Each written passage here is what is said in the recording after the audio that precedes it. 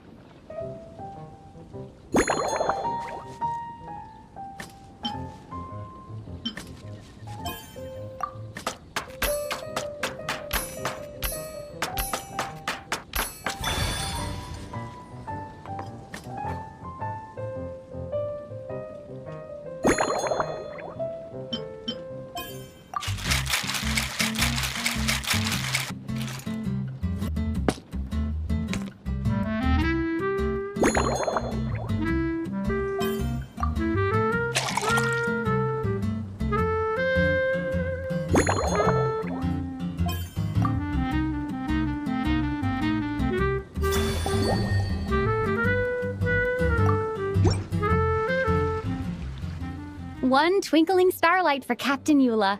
Hope you like it. Judging by your confident tone, I'm certain I will. Well then, I'll make sure to savor this thoroughly.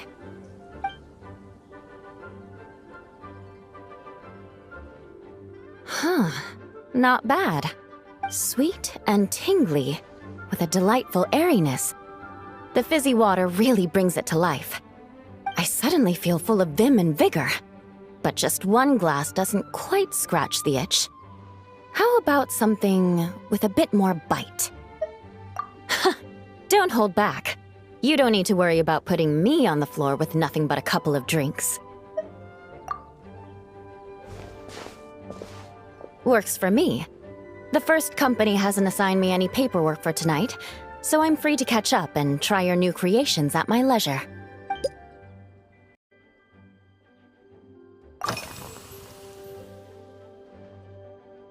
If you want to know what I've been eating recently, I'd better start by mentioning the logistics company's latest revolution. They launched a diet improvement initiative and started distributing a form of standardized canned food to knights operating in the wilderness. In the past, we only had dry rations. Every mealtime we had to set up pots and campfires, roll dice to choose a cook, and take turns standing guard. In all honesty, it was a bit of a hassle. Now we just need to bring our standard field rations, comprising of 5 cans and 9 paper packages. We can heat the cans by the campfire, and then we're ready to eat. You did say, sounds like, right? Our canned food supplier has quite the stellar reputation, and their regular meals are indeed quite good. The problem is, in order to meet preservation standards, they have to make their military-grade meals way too salty. The vice captain of the 5th company, who has a somewhat dry sense of humor, went so far as to say, "This food's bad enough to bring down the wrath of Liyue's stove god." In any case, after eating it for a week, my taste buds have gone completely numb. You can hardly blame the logistics company. After all, it is hard to please everyone. Our feedback has already been submitted, and they should be working on fixing the issue. Of course, having fresh meals prepared in camp by a dedicated company chef is still the best option.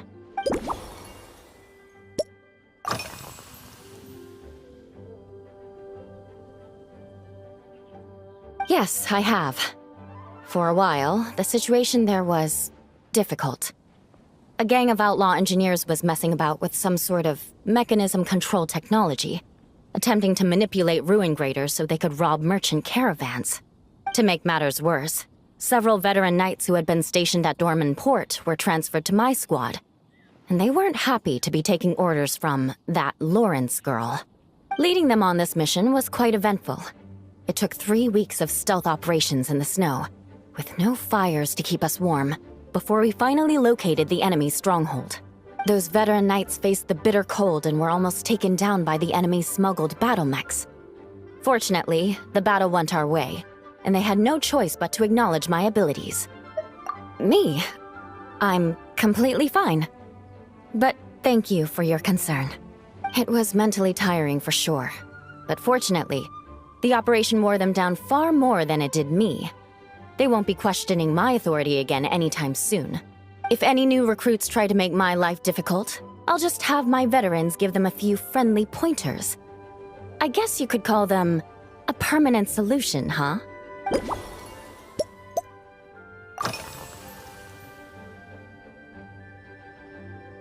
That's right. The merchant I got it from called it Romaritime flower fruit extract. It has a very unique smell. Here, have a bottle. Oh, it's a necessary courtesy.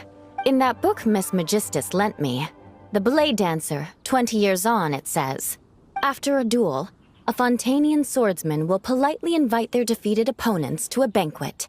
To properly play host to Miss Clorand, I searched for quite some time to locate a rare goods merchant in Dorman Port who sold this juice. I had my doubts at first, too. But Amber said something that makes a lot of sense. She said that even if this custom doesn't really exist, following it still shows I've made an effort to understand Fontaine's cultural heritage. Besides, who doesn't like trying new things, right? When I gave it to her at our post-training banquet, Miss Clorand really did enjoy this juice.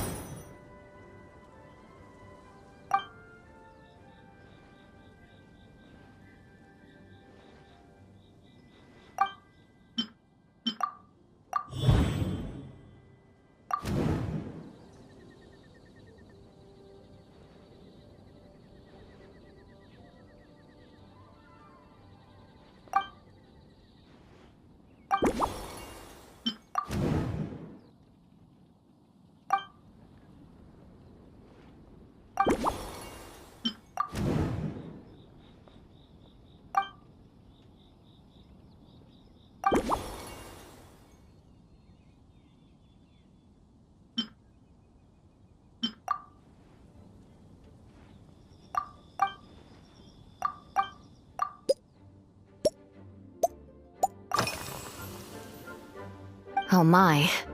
To be honest, before we crossed swords, I was feeling eager, but also a little nervous. Miss Clorand's combat style comes from the mysterious Marechaussee hunters. In the library, there are some old Fontanian newspapers from hundreds of years ago that give some idea of how formidable an organization it was. A more recent newspaper claimed that Miss Clorand was an orphan from an underwater kingdom, and that before battle she would perform rituals inviting spirits to possess her sword. Certainly, from my own experiences, Miss Clorand's abilities more than match those descriptions. Incorporating elements of swordsmanship into a drink? Huh. Certainly a creative idea, I'll give you that. A commemorative cocktail at a time like this sounds nice, but how do you plan to express something like swordsmanship with a drink?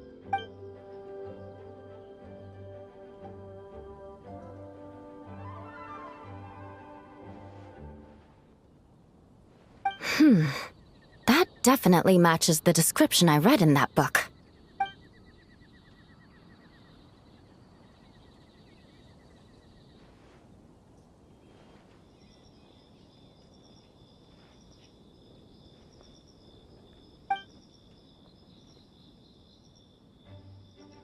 That's right. You really know your stuff. I doubt there's anyone else in all of Tevat who could come up with such a perfect metaphor.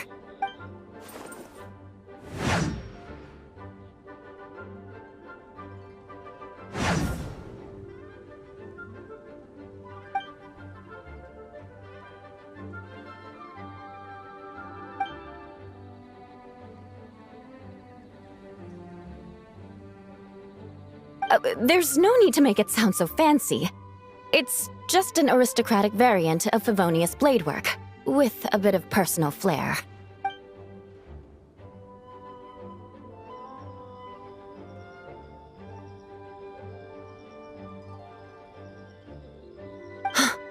Firewater. In recent years, firewaters gained popularity the world over, following in the wake of prosperous Snezhnayan merchants. These days, almost every tavern has a signature drink that uses it as a base. You really are good. Why don't we try replacing the fruit wine with firewater? As for the alcohol content, that's not a problem. Plenty of the expedition team may have drunk themselves senseless with firewater. But me, I'm full of confidence.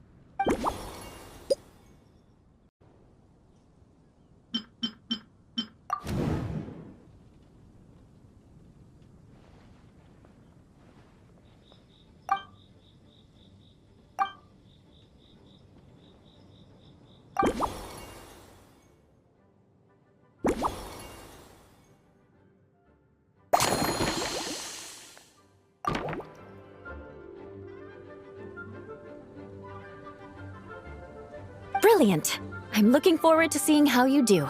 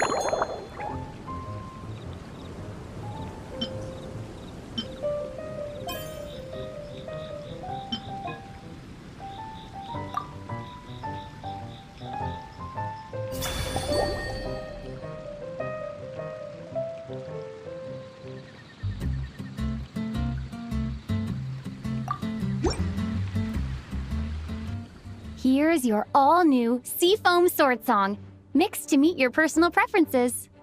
Oh my, what beautiful colors! And you even added my Romaritime flower fruit extract. The aroma is perfect, and I can smell the alcohol, but it doesn't stifle the fruity fragrance.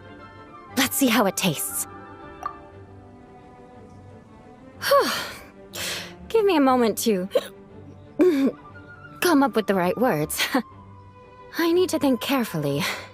I know it's unbecoming of a lady, and a proper connoisseur would savor their drinks slowly.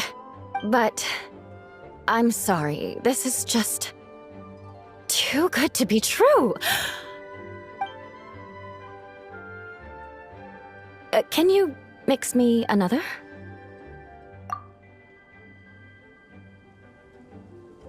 Ah. Oh, no, what was I going to say? I've completely lost my train of thought. Oh, whatever. I feel fantastic. This cocktail. Oh, it's the best I've ever had.